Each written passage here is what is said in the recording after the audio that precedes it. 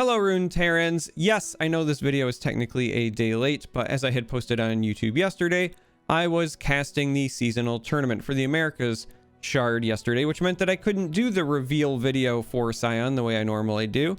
We're going to catch up. We're going to cover that today. We're also in this video going to cover the cards that were revealed during the tournaments yesterday, and I am aware that Nami has been revealed, and so we are going to do that as well, but that will be in a separate video, so we're going to split them into two today.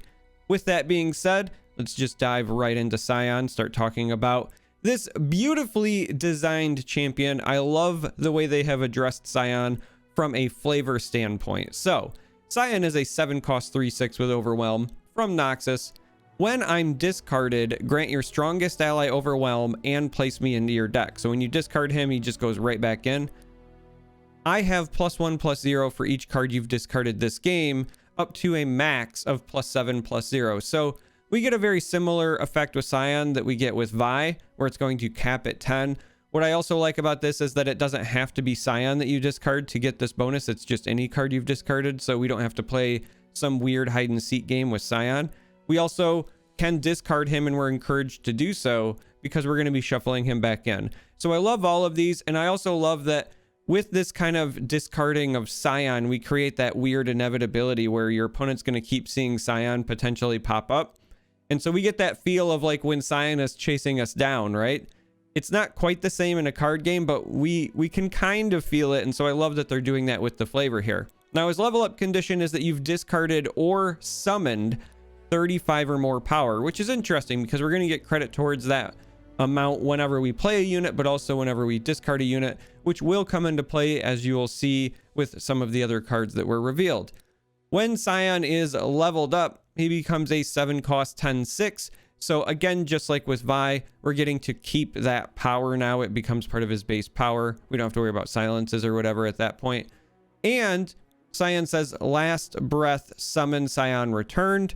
And he also still has the when I'm discarded, grant your strongest ally Overwhelm and place me into your deck. So we just get to get a permanently big Sion, but we get that last breath. Now, the last breath is very important in my opinion. It's very interesting because what is Sion Returned? Well, as we can see on the screen, Sion Return is a 7-cost 10/4 with Overwhelm, and it's ephemeral, but it says when I'm summoned, rally, which is really, really cool because we get that kind of Sion resurrection. If you're not familiar with him from League of Legends, he does something very similar where you get him for a very brief amount of time, and we represent that with the rally effect so we can keep attacking, but also with the ephemeral representing the time.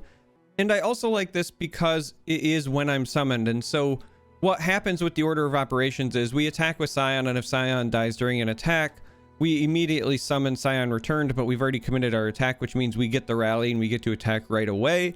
And also it's great with flicker effects. So when we're talking about a level 2 Sion that is still alive and kicking, we can start thinking about cards from like Shadow Isles, for example, where we have Spirit Journey or Chronicler of Ruin, where we can kill our Sion that's level 2, but we get another copy right back. But then we will also create the Sion Returned, which means we'll get that rally effect there as well while maintaining our level 2.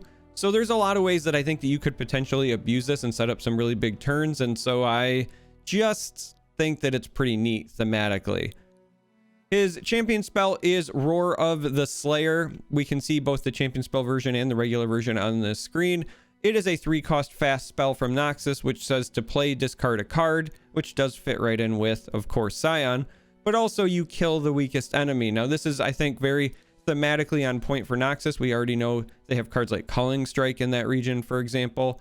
I do think that when we see Sion played, we can consider this to also likely be played because I expect Sion to be played in a more mid-range deck as opposed to like discard aggro. And as I said before, we'll talk about that after we've seen all of the cards revealed. But all of this, I think, is just very on point thematically for this champion. And so from a flavor standpoint, they have really knocked it out of the park here. Now, the last card on this screen that we get to talk about is Ancient Warmonger. And I know that my face is covering it, but you're just going to have to trust me. This is a 5-cost 5/5 with the Overwhelm keyword from the Noxus region. And it reads, when I am discarded, grant the strongest ally +2/+0. What I like about this card is that it works so well with Sion meaning Sion wants to give something Overwhelm, and we want whatever has Overwhelm to attack for a lot. That's kind of the point of Overwhelm, and so we can set that up with earlier discards, or maybe even in the same turn if we can discard multiple cards with Ancient Warmonger. What I also really like about this card is that it is during the discard, which means you can surprise people. We all know the old Draven pitches an axe to set up vision trick. Well, now we can do that, but with Warmonger here as well. And so we just get more tools. We get more flexibility with discard as an archetype. I said before, and I'm going to say it a few times probably throughout the video, but I really feel like this is creating a more mid-range discard archetype. And the reason that I say that is because Sion, well, costs 7, and we're not really looking to play many cards that cost 7 in our traditional go wide discard aggro deck. And Ancient Warmonger here costs 5. And so as we go through these reveals, we're going to see higher costs and instead focused on, I think, just more traditional big bodies or big buffs as opposed to stuff that works really well when you go wide. We do also have to consider that in the past, when we were playing discard aggro, we were focused on emptying our hand because we were also playing for Jinx being our other champion. What the reveals from the Sion reveal allow us to do is potentially go a different route. We could still play him with Piltover and Zon, but we could also play some other packages, I believe, as well. And we can run Sion alongside Draven, for example. And when we're not running Jinx, well, that opens up a different, more value-oriented discard strategy, which I'm really a big fan of. But that's it for this screen. So we're going to move on to the next one, and we're going to talk about Fallen Reckoner. This is a 5 cost 4/3 with Overwhelm, which doesn't seem very exciting at first because you're paying an awful lot for a small amount of stats, even with a relevant keyword. However, we have a very good summon effect, which is when I'm summoned, grant can't block to the weakest enemy. This is grant, which means it is a permanent, hey, they can't block with that unit now. We're really hampering their ability to defend, and we're playing a unit with Overwhelm. Then we also get Last Breath, create a Risen Reckoner in hand. Risen Reckoner is a 3 cost 6/3 with Overwhelm and Ephemeral, but when I'm summoned, grant can't block to the weakest enemy. What I like about these is, again, they're summon effects, so we can mess around with ways to get them into play beyond just playing them. But also, we are kind of getting double the value when you end up playing both, because we are reducing the amount of blockers or defenders, which is traditionally something that Noxus is really a big fan of. So I think that we might see folks experiment with this. I think it'll be a bit meta dependent, largely because the first one is not necessarily the most cost effective. We're paying 5 for a 4/3, even with a good summon effect. We obviously really like the Risen Reckoner, the token portion, but we have to have a really heavy upfront investment first, and I'm not sure if that's going to end up making the cut. But I do like the design of the card, and I love the flavor of it, especially the Risen side. We're playing into that Sion effect again as well. And yeah, I want to test it, but I feel like the cost is going to be prohibitive here. Next up, we have Fallen Rider. This is a 2 cost 3/1 fearsome unit from Noxus, and it says when I'm discarded, create a Risen Rider in hand. Risen Rider is a 2 cost 4/2 fearsome. So what we're really doing is we're saying if our Fallen Rider gets discarded before we play it, it gets +1/+1, but they just do this nice kind of like swap out, which I think is cute. Where I think this could see play would be in discard aggro, because it allows us to start with like Urchin on round 1 and do a nice 4/2 fearsome unit. However, we're already very tightly packed in discard aggro. Like, if I'm being honest, that is a very refined deck. It's been around since like the dawn of the game, and as such, it's very difficult to unseat cards that are in the list. So we will have to wait and see. We might see some experimentation early on with this card, but whether or not it makes the final cut, I do not know. We could see it run in a more mid-rangey discard just because we want a kind of critical mass of things to discard and get those bonuses and get those effects, but we also have to have enough discard activators so that we are discarding the cards that we want to discard. And so again, we're going to have to consider ratios, and I'm not sure if this will end up making the cut, but I at least like what they're trying to do here. We also have Lost Soul here. I love the design of this card. This is very interesting. I know my head is covering it, but this is an 8 cost 5/4, and it doesn't have any keywords, but it says when I'm summoned or discarded, then you create a Twin Blade Revenant in hand. Now, we don't have it on this screen, so we're just going to pop on over to here.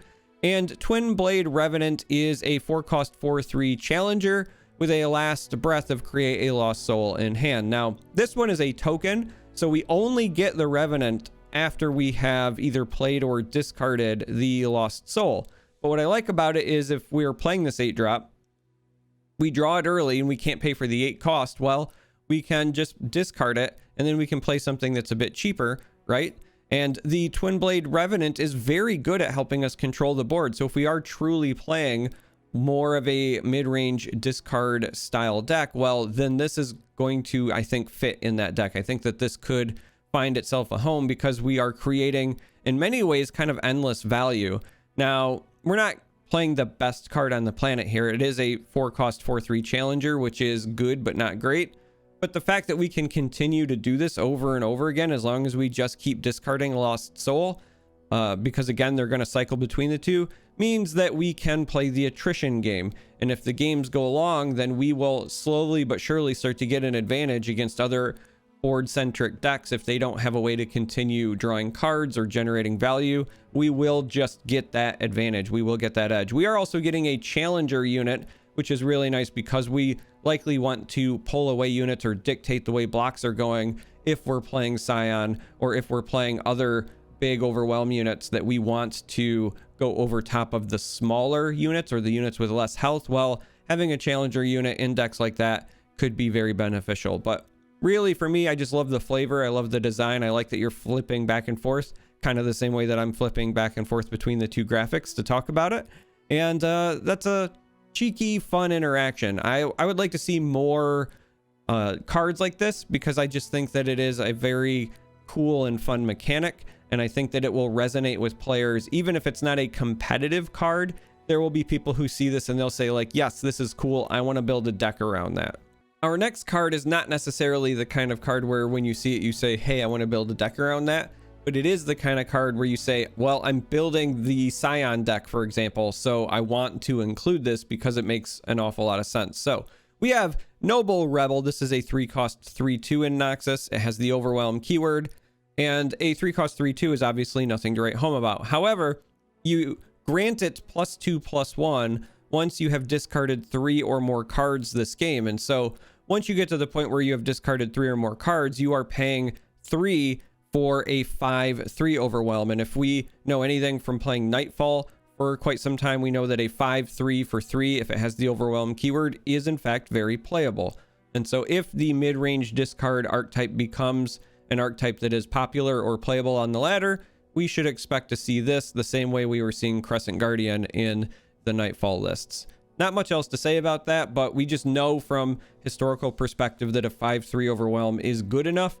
So it will just come down to consistency and how often you can make sure that you are getting that trigger when you're playing this card. Now, one thing that is, I think, helping this is that it doesn't have to have that condition met before you play it.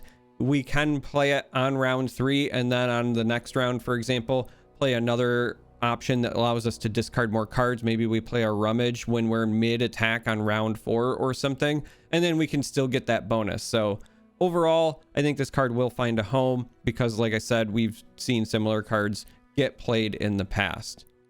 Next up, we have Reborn Grenadier. I love the flavor of this. This is a 1-cost 3/2. In order to play it, you have to discard a card, and then it says, when I'm discarded, summon an exact copy of me. So we are really either discarding a card to serve as the original Grenadier that we are blowing up to get this, or we are discarding a card which is supposed to be the cost of whatever it is we're doing, and we're getting the Reborn Grenadier. I do expect this to see some play. I would expect this potentially in the discard aggro archetypes because we're getting a nice 3/2 attacker whenever we discard. And so if we're talking about that Urchin start and you go with a 2/1, we've already been like pitching jury rigs, and while those are permanent tokens and we like that, we also don't mind attacking for 3 damage. And so if we can go Urchin into the Grenadier and we're swinging for 5 on round 1 and we're playing discard aggro, that feels pretty good to me. So I would expect at least experimentation there, if not in other archetypes as well. And while we're on the subject of the Grenadier, we of course have to talk about Salt and Stitches. This is a 2-cost focus speed spell, and it says to play, we discard a card, but then we summon a Reborn Grenadier and we give it +2/+0 this round. So when we're talking about other ways that we can play with the Grenadier, well, we could theoretically use Salt and Stitches to pitch a Grenadier from our hand, which summons a copy of it. And then from the spell, we create another one with the +2/+0. So we could be paying 2 mana to swing with a 5/2 ephemeral and a 3/2 ephemeral, which is, again, a pretty healthy attack when you're talking about this being at focus speed. We could have nothing on our board, and if we're attacking on evens on round 2, we could go right into an open attack for 8 damage, which is kind of absurd when you think about it. And if we had a 1-drop and we were attacking on evens and our opponent just didn't have their own 1-drop to answer, we could be staring at even more potential damage. We could see some very explosive openers with Grenadiers, which is the exact kind of pun that I love to make. So Salt and Stitches, I think, will also see play in whatever decks the Grenadiers are seeing play in, because you're just looking for opportunities to get those big explosive turns. And I look forward to it as an aggro player, but playing against it is honestly a bit scary already. So we'll have to wait and see, you know, how it goes. But this has the potential to be very, very good and very, very strong in certain situations for sure.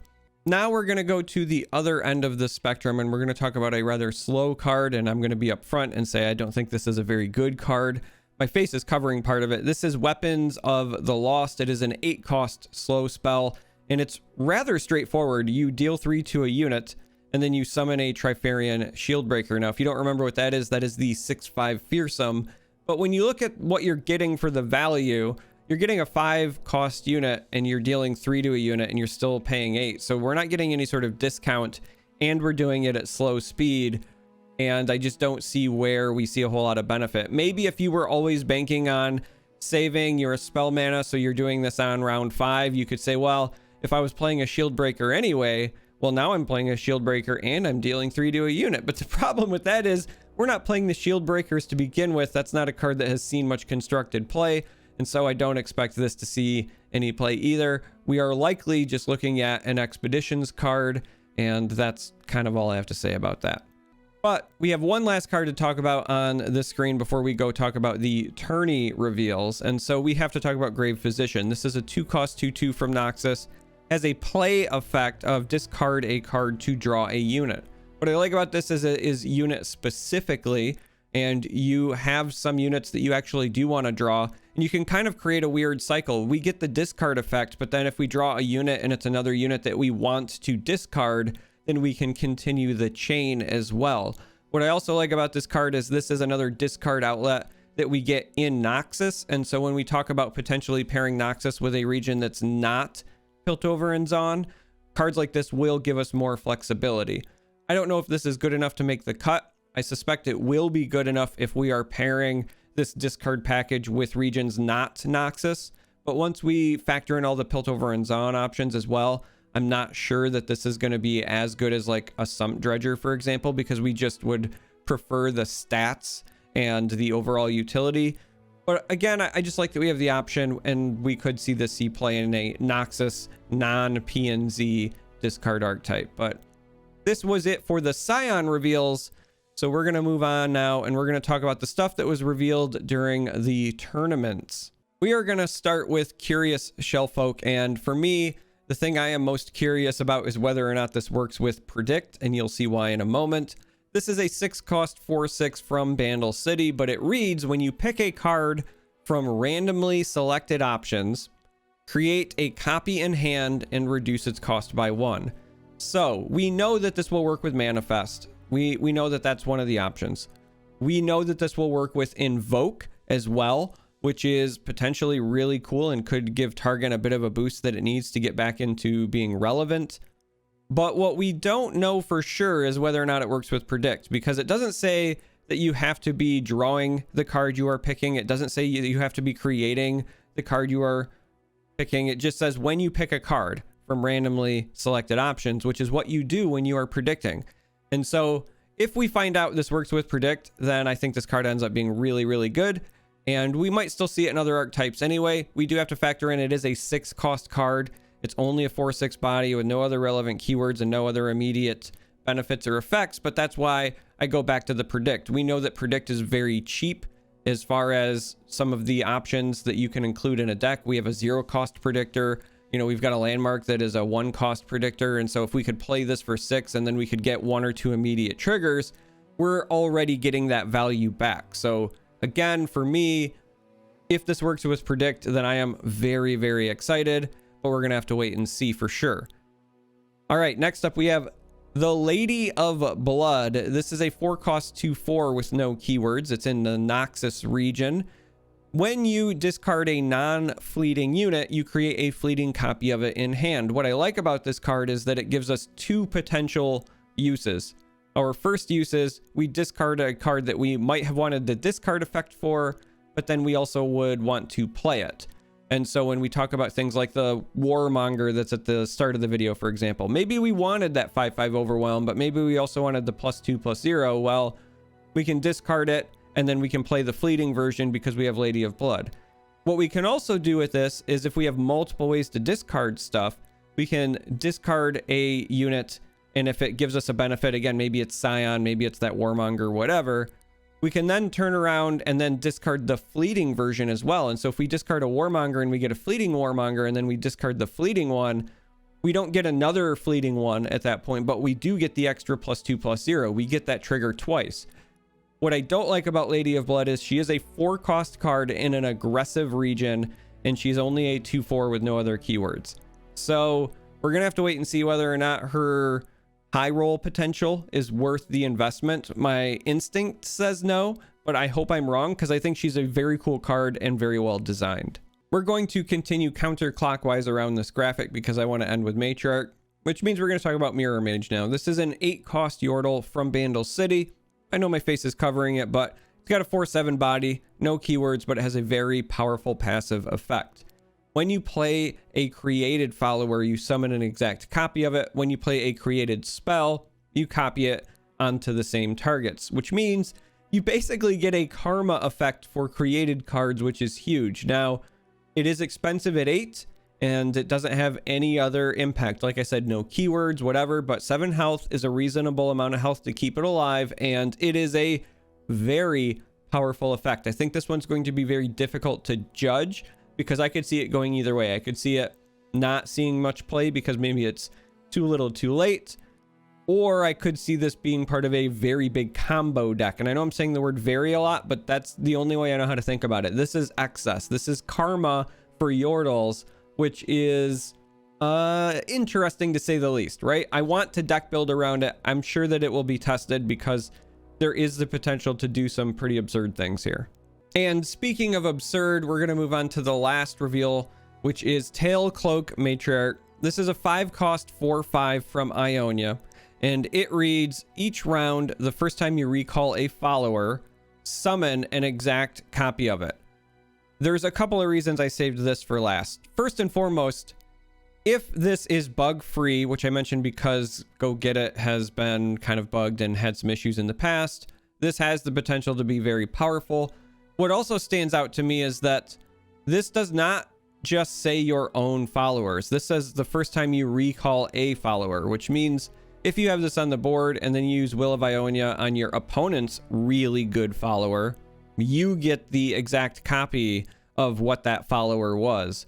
So you could be bouncing like a Hydra and now you're the Viego player all of a sudden, right? So a lot of potential. I think that there's a lot of combo potential with this, but the big thing is the art, because I chose the full art for the background of this graphic. We can see it right dead center in the screen. We very clearly see Ahri pictured here.